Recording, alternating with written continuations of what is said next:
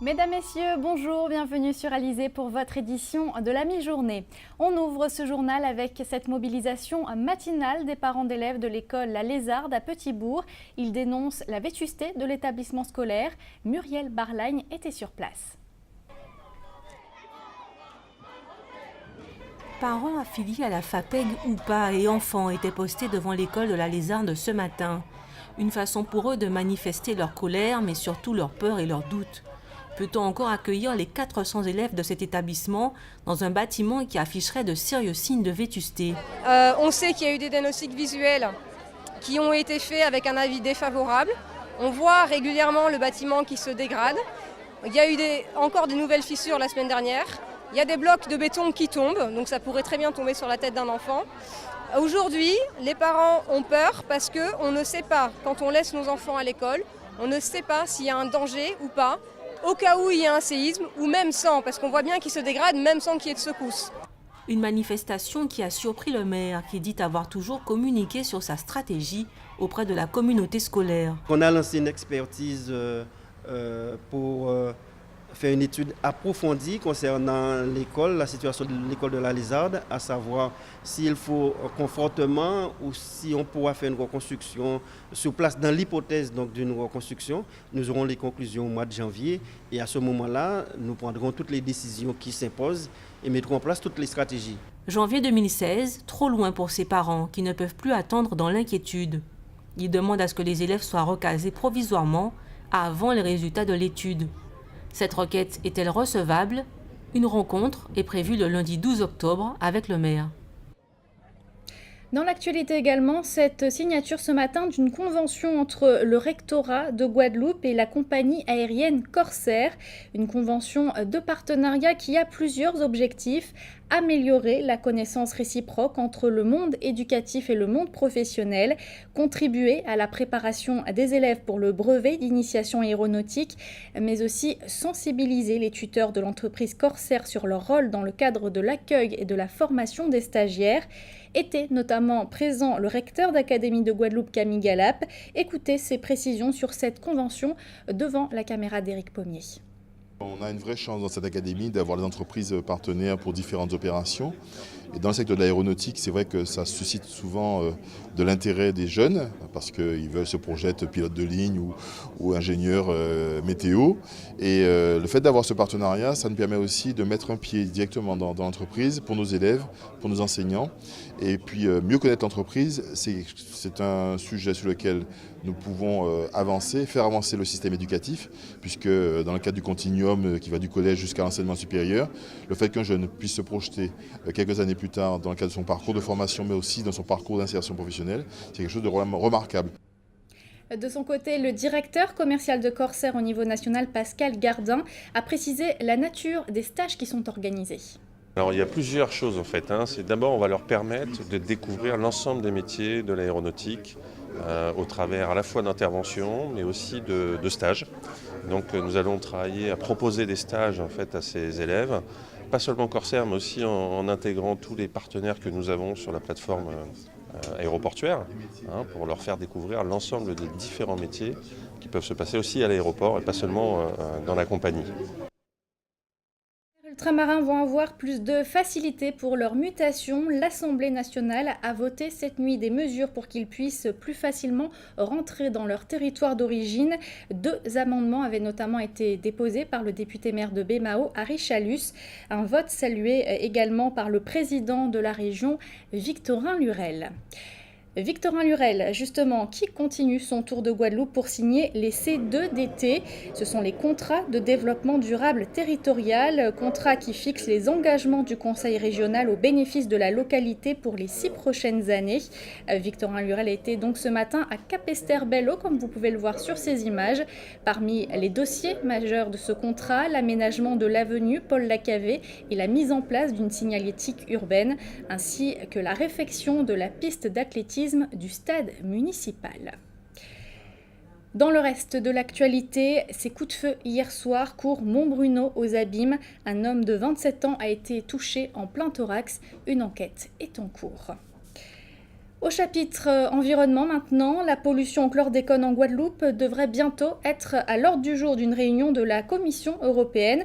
Une chose possible grâce à la pétition d'Harry Durimel, le porte-parole de Caraïbes Écologie Les Verts. Il était d'ailleurs notre invité hier soir sur Alizé. Il a notamment évoqué l'enquête qu'allait mener la Commission européenne en Guadeloupe. On l'écoute. Mais cette commission va mener une enquête, va interroger la France. Au besoin, des délégations se rendront sur place. Nous irons leur montrer là où on cache encore du chlordécone, et nous le savons. Et ils verront aussi qu'en allant sur les marchés, en Guadeloupe, hein. Bien sûr, et en allant sur les marchés, ils verront aussi qu'il n'y a aucune traçabilité. Que les marchands, lorsque vous leur demandez, mais ces ignames, vous les avez achetés où? Dans une des 8 communes interdites? Ils vous disent, ou pas vrai, pas du chlordécone, comme si c'est à l'œil nu qu'on détecte du chlordécone dans les produits. On est vraiment traités comme des sous-citoyens, parce que je n'imagine pas en métropole qu'on puisse acheter des vignes sans savoir d'où ça vient. Allez, comme chaque jour, dans cette édition, on va parler des coupures d'eau qui concernent notamment aujourd'hui la ville de Saint-François suite à une rupture de canalisation. La distribution est interrompue dans plusieurs quartiers, notamment le Bourg, Pradel, Belloc, Claré, Zamy, Zévalos, Blonval, Bragelogne, la baie Palmiste, les Hauts de Saint-François, la Pointe des Châteaux ou encore Sainte-Marthe. Retour à la normale prévu en début de soirée donc dans tous ces quartiers à Saint-François. Et puis à Gauzy, en raison du lavage de réservoirs de Poussette 2, la distribution de l'eau potable est interrompue depuis 7 h ce matin à Bas-du-Fort, Poussette, Grand-B, Montauban, Le Bourg et Riviera. Tout devrait rentrer dans l'ordre en fin de soirée. On en vient maintenant à notre point sur l'actualité dans la Caraïbe.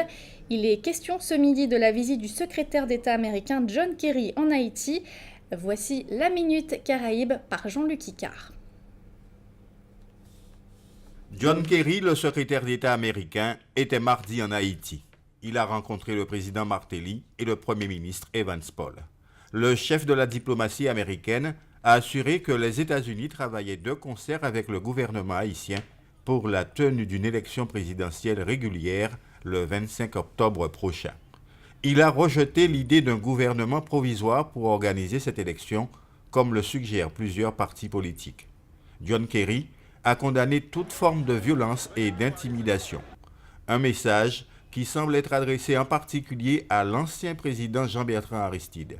Ce dernier fait en effet campagne pour la candidate Maryse Narcisse. Son apparition la semaine dernière aux côtés de la candidate de son parti Lavalas avait déplacé une immense foule. Aristide, qui qualifie la tenue de cette élection de coup d'État électoral, avait alors appelé ses partisans à la désobéissance civile. Et toutes nos excuses pour ces petits soucis techniques. Allez, retour en Guadeloupe avec un sujet qui va sans doute vous ouvrir l'appétit. On va parler du lambi, le lambi qui peut être pêché par les professionnels depuis le début du mois et qui a sa place dans plusieurs cartes des restaurants de notre région. Mais est-ce que le produit séduit toujours les consommateurs? Le reportage de Muriel Barlagne. À la Darse ce matin, le lambi est bien là. On le trouve encore dans son coquillage. Ce revendeur le déloge afin de le mettre en sachet. Des paquets de 2 kilos vendus 40 € en attendant les clients. Ceux-ci ne se bousculent pas. La vente la raide, ni l'ambi mais pas de l'argent. Et pas de la vente. Voilà. Vous n'avez pas caché? Voilà, vous commencez à commander, mais commandez comme qui priait, mais vous n'avez pas de l'argent pour acheter l'ambi. Chez les voisins, on a un autre son de cloche. Depuis l'ouverture de la saison il y a une semaine, 200 à 300 kilos de lambi auraient été vendus. Je pense que cette année, ça ira. Ce sera mieux que les années précédentes. Qu'est-ce qui vous fait dire ça? Mais pour l'instant, la saison a bien commencé. Le mollusque est déjà inscrit au menu des restaurants spécialisés dans la cuisine créole. Il n'est pas facile d'en proposer tous les jours, comme le fait ce restaurateur. Il nécessite une mise en place particulière. La première étape est la plus difficile, le nettoyage. Tout n'est pas comestible dans le lambi. Les yeux, la corne, l'ongle ou encore la robe sont à supprimer.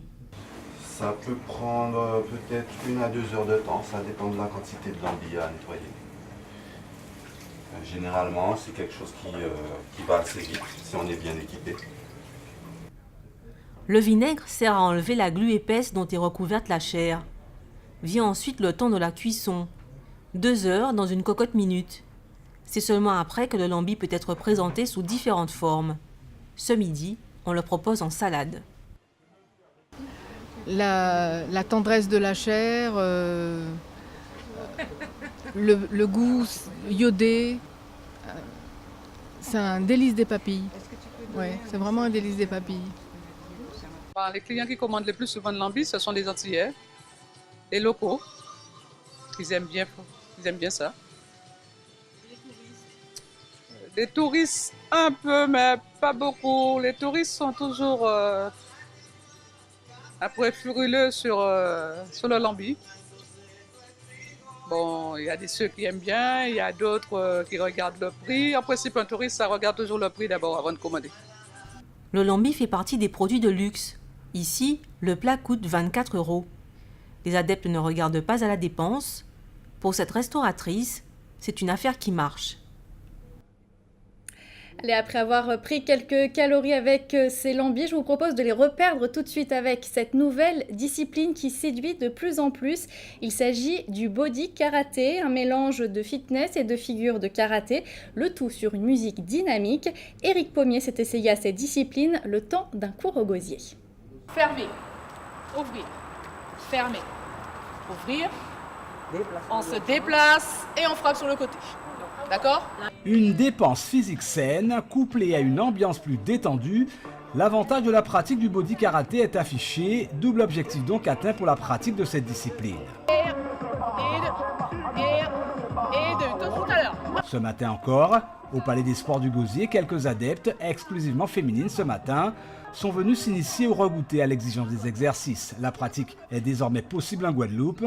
Alors, body karaté, quelle différence avec le fitness ? Dans le fitness, on fait des mouvements, on travaille le cardio.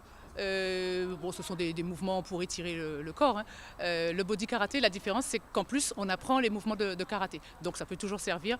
C'est pour ça que le public féminin est majoritaire, hein, puisqu'il y a l'aspect fitness que les femmes aiment bien et l'aspect self-défense, l'aspect sport de combat, puisque dans le body karaté, on fait du karaté, on apprend les mouvements de karaté, mais il n'y a pas de contact. Et ça, les femmes aiment bien, quoi. Pas de contact en effet, mais le body karaté a tout de même ses exigences, comme respecter les règles de base du karaté, avec une gestuelle précise, dans un souci d'harmonisation si possible, avec le sourire. Tout le corps est mis à l'épreuve, condition sine qua non pour atteindre ses objectifs, affiner sa silhouette ou encore faire travailler ses fessiers sans occulter un excellent travail d'assouplissement, le tout en musique. On privilégie l'aspect fun, l'aspect convivial, en passant par des musiques entraînantes, des musiques électro, des musiques du dancehall, surtout en Guadeloupe, hein, les gens sont très dancehall, donc on joue à fond dessus. Et on va essayer aussi de privilégier des musiques plus culturelles, hein, avec passer par le gros cas, des morceaux de ce type-là. Le body karaté, visiblement, est une formule qui plaît. On y vient transpirer, se dépenser, danser, se refaire une santé, et après 1 heure de séance, le verdict tombe. Humide, très humide, très moite, comme vous pouvez le voir. On a juste une envie d'aller se doucher. Comment ça vous est venu justement de venir pratiquer ce body karaté ? Mon fils fait du karaté depuis l'âge de 3 ans avec l'association Higashi et donc comme ils ont ouvert body karaté cette année, ça m'a donné envie de faire ce sport, plus par le côté body fitness, un petit peu comme l'aérobic, très très dynamique, plus que pour le karaté parce que je ne me voyais vraiment pas faire des katas ou des combats, donc ça associe les deux, donc c'est sympa. Body karaté, c'est un sport qui est de la fitness et en même temps du karaté. Ce qui est un sport qui fait travailler tous les muscles et donc développe de la souplesse et une bonne coordination. C'est pour ça que j'aime le body karaté. Le body karaté a été développé par la Fédération française de karaté depuis le début des années 2000 et inédit en Guadeloupe depuis quelques mois. La pratique est ouverte à tous. Pour rappel, pas besoin d'être pratiquant de karaté pour en retirer tous les bienfaits. Et on vous promet que dans un prochain reportage, on verra Éric Pommier à l'œuvre. Allez, avant de se quitter, des nouvelles du temps. Je vous rappelle que la Guadeloupe est toujours maintenue en vigilance jaune pour fortes pluies et orages en raison de l'onde tropicale numéro 41. Mais vous le voyez sur ces images, le temps va s'améliorer au cours de l'après-midi avec du soleil et des températures comprises entre 30 et 33 degrés. C'est la fin de cette édition. Merci de l'avoir suivi. Une édition que vous pouvez voir ou revoir sur notre site www.alizé.com. L'actualité locale, elle revient à 19h sur Alizé. Excellent après-midi à tous.